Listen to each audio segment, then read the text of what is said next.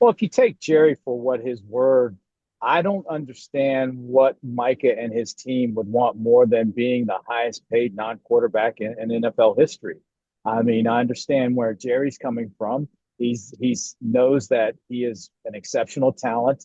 He's younger, more versatile than Miles Garrett and TJ Watt. They're in a situation where they have a quarterback and he's starting to be on the tail end of his career. So let's put players around him that can get them over the hump and finally have them be America's team that wins a playoff game or it makes it to the NFC Championship instead of just talking about being America's team. When you see what's going on, I guess Jerry says that that deal was made with the player, perhaps not with the agent. As somebody who's done negotiations like that, is that something that happens? And then you could see how the agent would get involved and Oh, sort of take this to the next level. absolutely. And I think it's a case by case basis. And it depends on your relationship with the player, the player's relationship with you, or the owner coming from a GM.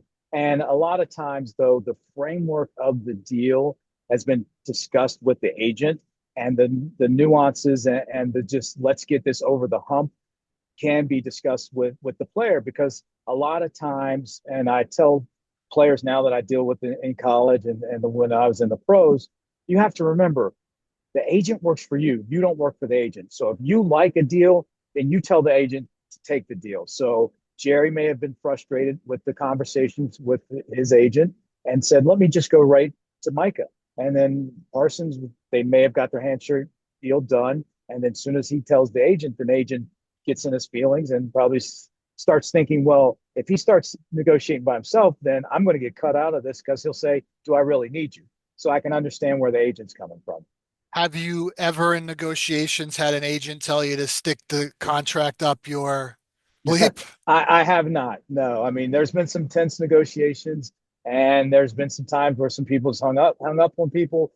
Times I've hung up on other people, and voices are raised and things have been said. But in the end, it's all related to business. It's not personal, and it's just part of the negotiations. And when the deal's done, everybody shakes hands and everybody's great. Micah Parsons has went to his social media, he's kind of scrubbed all references of the Cowboys. Is this just gamesmanship? Can you see a divorce here, or in your gut, does this get done? Well, TJ Watt did the same thing. He on social media chucked up the deuces. Miles Garrett publicly asked for a trade. Guess what gets everybody on the same page? The dollars. So if they come to a contract, everybody's going to forget about everything that went in the negotiation to that point. And for me, I can't see if Jerry is saying what he said that he's willing to offer him the highest paid non-quarterback contract in NFL history. I cannot see them going to a divorce unless it's strictly on Micah Parsons' agent's side, not Micah Parsons. As somebody who's been involved in these negotiations just from the general manager side, how hard is this? You get Jerry's going to get a lot of criticism and it's his team and he can do whatever he wants. But you'll get a lot of people saying it's time to split that up and, have someone run the football operations. How tough do you think this is? Well, I just don't think it's going to happen because can I tell you how to spend your money? So if you own the business and someone said you need to do this, even though it's probably the right thing and the prudent thing to do, and it's something that will get you to the ultimate goal of winning a championship, it's his team and he can do it how he wants and how he sees fit. So I don't see that happening. And to the point where when he does succeed control to his son Jerry Jones Jr. or Stephen Jones, they're going to follow the same prototype. The Cowboys obviously getting all the attention, but you've got Trey Hendrickson with the Bengals, Terry McLaurin with the Commanders. Is this the same sort of thing? Just plays it out and eventually they'll get new deals as well? I'll say this from a GM standpoint, it is because the hardest thing for being a GM is finding that quarterback. And when you have Joe Burrow and you have Daniels and the way he played as a rookie, the next is you find a way to put as much talent around him as possible. And if you have proven talent, sign those guys as long as possible. You can be financially literate, but you have to be financially prudent to be able to make those numbers work.